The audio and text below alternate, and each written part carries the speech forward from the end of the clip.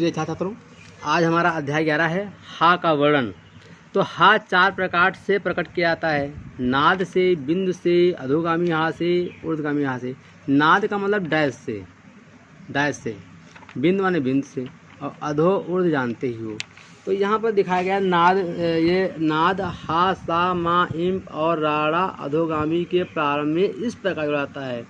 जैसे कि हमें लिखना है हुमा, तो हा जो हुमा है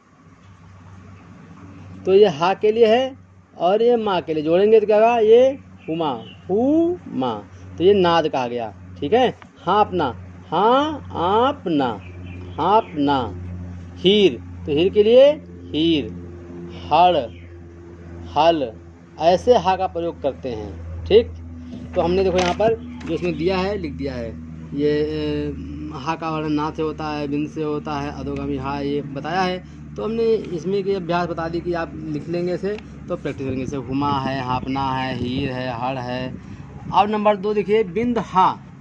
वृत्त जा के बीच में ए बिंद देने से हा मिल जाता है, मतलब मिल के आता है, हा का उच्चारण होने लगता है। मतलब जैसे बोझ, तो बोझ से बोलते तो हा का उच्चारण हो रहा है, और झा है नहीं। तो पहले बताया गया है कि झा को प्रकट करने के लिए बड़े वृत्त के अंदर एक बिंद लगा देते हैं तो झा बन जाता है। तो बोझ लिखना है तो ये बोझ हो गया, बिंद लगा दिया तो बोझ हो गया।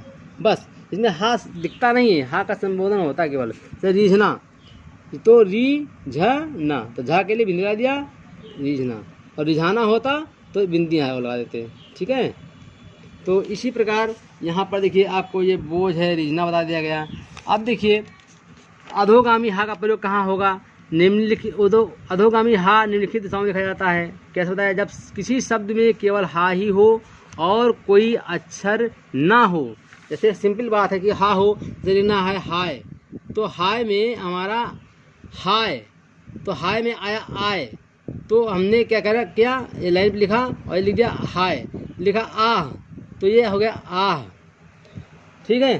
तो द्विअक्षर का प्रयोग हुआ है, लिखा हाव, तो ये हमारा लाइन के ऊपर चला जाएगा हाव। तो इस प्रकार अधोगामी हा का प्रयोग होगा। फिर कहा गया है जब हा कागामा के पूर्व या पश्चात हो तो हा अधोगामी बनता है। ये हम आपको पहले पढ़ाए हैं। जैसे कह लिखना है तो कह है, ग है, मैं है, तो कागामा के पीछे हा है तब भी अधोगामी। या कह सकते हो कि हक, तो हक, हग, हम, इसमें भी हा अधोगामी। कागामा के आगे हा आया है, कागामा के पीछे आया है। दोनों शर्तों में हा हमारा अधोगामी ही होता है। ये पहले भी आप जान चुके हैं। जो इसके अभ्यास से काही, हाकी, महा, गहरा होगा, तो इसमें हमने दे दिया है, जो आप इसकी प्रैक्टिस कर सकते हैं। और उधर हम समझाने काम कर रहे हैं, इसमें जो दिया है वो भी आपको दे रहे हैं। अब कहा गया है जब हा, चा, जा, सा, ला, रा के पश्चात मतलब बाद में आता है तो हा हमारा कैसा बनता है, इन्होंने बताया है। तो हमने थोड़ा नियम का उल्लंघन किया है। जैसे कि इसमें चूहा है, तो चूहा इन्होंने कहा है कि हम ऐसे लिखते हैं चूहा, तो मैं कहता हूँ नहीं, आप चूहा आप ऐसे लिख सकते हैं। तो आपको जो सुंदर लगे उसका इस्तेमाल करिए। मेरे हिसाब से ये लगता है तो ये कर रहे हैं। जैसे जूही है, इन्होंने कहा कि जूही हम ऐसे लिखते हैं, तो हमने कहा जूही आप ऐसे लिख सकते हैं, कोई दिक्कत नहीं, ये कम जगह में लेता है।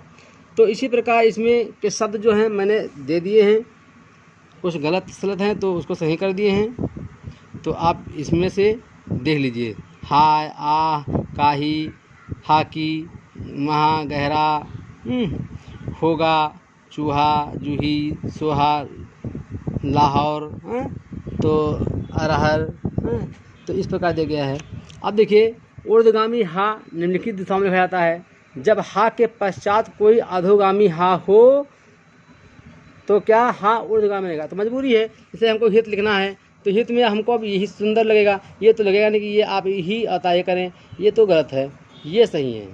हट लिखना है तो ये सुंदर है, ये नहीं कि आप कहें कि ये हा और टा, ये बेढंगा लग रहा है। तो 68वें परिभाषा बार बताइए आपको है, लिखने में सुंदर हो, लिखने में सरल हो, देखने में सुंदर हो, पढ़ने में सुगम हो, 68 वही कहलाता है। तो ठीक है साथियों, तो आपने देखा कि इनके बाद अगर होता है इन हा के बाद अधोगामी होता है तो हमारा जो हा है ऊर्ध्वगामी बनता है। अब क्या है, हा के पश्चात कोई ऊर्ध्वगामी अक्षर हो, जैसे लिखना हरा, तो अब सिंपल ये हरा अच्छा लग रहा है। अब ये नहीं कि आप कहें तो हरा ये बन नहीं सकता। तो हीरा है तो हीरा ऊर्ध्वगामी हो जाएगा। हा के पश्चात ना और अंगा हो तब भी हा हमारा उड़ जाएगा। जैसे होना लिखना है तो ये होना, हींग। हा के पश्चात व्रत या अंडाकार हो तभी हा उड़ जाएगा। जैसे लिखना है हास, हस्त, हुस। तो इस प्रकार हमारा ऊर्ध्वगामी का है प्रयोग हुआ है। तो अब देखिए यहाँ पर ये शेष भाग जो है, जो इसमें के हैं कुछ शब्द जो हमने लिख दिए हैं, ये आप इसको लिख करके प्रैक्टिस कर सकते हैं। ठीक है, इसको लिख करके आप प्रैक्टिस कर सकते हैं।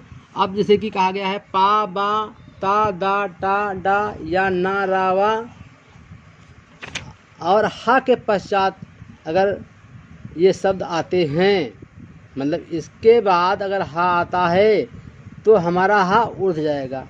ये केवल सुंदरता, सुगमता, सरलता का प्रयोग करेंगे, जान जाएंगे। जैसे लिखना पहर, तो अब पहर में तो पागंता है तो हा हमारा ऑटोमेटिक यही जाएगा, ये सुंदर का। ये तो है नहीं कि पा हा रा से बनाएंगे, ये अच्छा नहीं लगता है, ये बेढंगा है।